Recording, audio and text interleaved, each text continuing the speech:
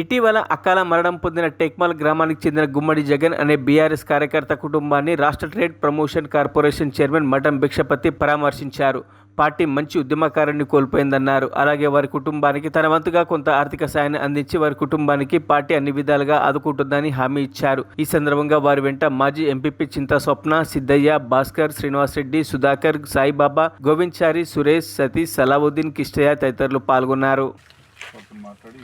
Party నుంచి కూడా కొంచెం సాయం చేయించే ప్రయత్నం చేస్తాం. భాస్కర్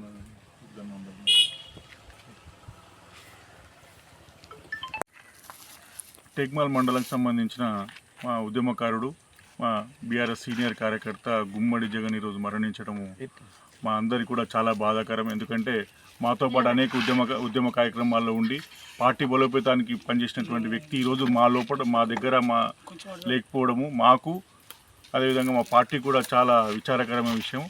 మరి వారి కుటుంబానికి సంతాపం తెలియజేస్తూ ఉన్నాం. మరి వారి కుటుంబానికి కూడా ఖచ్చితంగా పార్టీ తరఫున కూడా కొంత సాయం చేసే ప్రయత్నం చేస్తాము.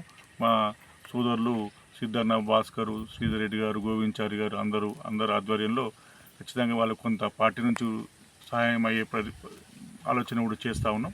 వారు కూడా హరీష్ రావు గారితో మాట్లాడి ఖచ్చితంగా కొంత సహాయం చేసే ప్రయత్నం చేస్తామని తెలియజేస్తాము. అదేవిధంగా వారి కుటుంబానికి ప్రగాఢ సానుభూతి తెలియజేస్తూ వారి కుటుంబం సంతోషంగా ఉండాలని, మరి వారికి దేవుడు ధైర్యాన్ని కల్పించాలని చెప్పి మనస్ఫూర్తిగా కోరుకుంటున్నాం.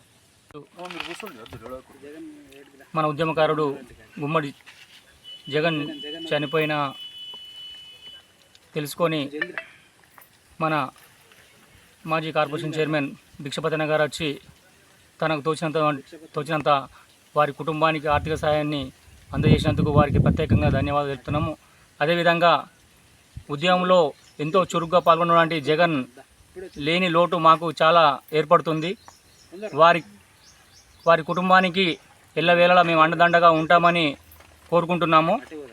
అదేవిధంగా వారి కుటుంబాన్ని పార్టీ ఆదుకోవాలని భిక్షపతి ద్వారా మేము కోరుకుంటున్నాము.